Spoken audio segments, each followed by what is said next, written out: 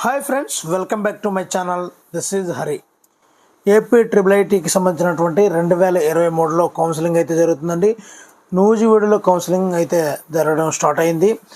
మరి మొదటి రోజు ఎంతమంది ఈ యొక్క కౌన్సిలింగ్లో జాయిన్ అయ్యారు, వాళ్ళ యొక్క సర్టిఫికేట్ వెరిఫికేషన్ చేసుకున్నారు, వాళ్ళు కౌన్సిలింగ్ క్యాంపస్లో జాయిన్ అయ్యారు అనేది పూర్తి విషయాలు చూద్దామండి. మరి వీడియో నచ్చితే తప్పనిసరిగా లైక్ చేయండి. ఇలాంటి మరిన్ని వీడియోల కోసం ఛానల్ సబ్స్క్రైబ్ చేసుకోండి. మరింకెందుకు టాపిక్లకు వెళ్ళిపోదాం. కౌన్సిలింగ్ ప్రక్రియ అయితే అక్కడ జరుగుతున్న దృశ్యాన్ని ఇక్కడ మనం గమనించవచ్చండి. మరి ట్రిపుల్ ఐటీలో తొలి రోజు 481 మంది అభ్యర్థులు అయితే హాజరయ్యారండి. Rajiv Gandhi university of knowledge and technology ఆర్జీకేట్ పరిధిలో నూజివీడు ట్రిపుల్ ఐటీ ఇంటిగ్రేటెడ్ ఇంజనీరింగ్కి సంబంధించినటువంటి తొలి రోజు కౌన్సిలింగ్ ప్రక్రియ గురువారం అయితే ప్రారంభమైందండి. మొదటి రోజు 550 మందికి కాల్ లెటర్లు అయితే పంపించారు. అయితే తొలి రోజు 481 మంది విద్యార్థులు అయితే కౌన్సిలింగ్కి అయితే హాజరయ్యారు. కౌన్సిలింగ్లో ప్రక్రియలో భాగంగా సర్టిఫికేట్ వెరిఫికేషన్ అయితే చేశారండి. అదేవిధంగా డేటా ఎంట్రీ అయితే నోట్ చేయించుకున్నారు.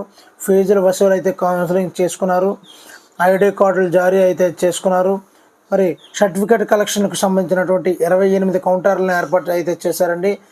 ఆర్జేకేట్ ఛాన్సలర్ కేసీ రెడ్డి గారు, triple IT director GVR Srinivasarao గారు, అసోసియేషన్ కంట్రోలర్ గోపాలరాజు గారు తదితరులు ఈ యొక్క ప్రాసెస్ అంతా కూడా పరీక్షించారండి.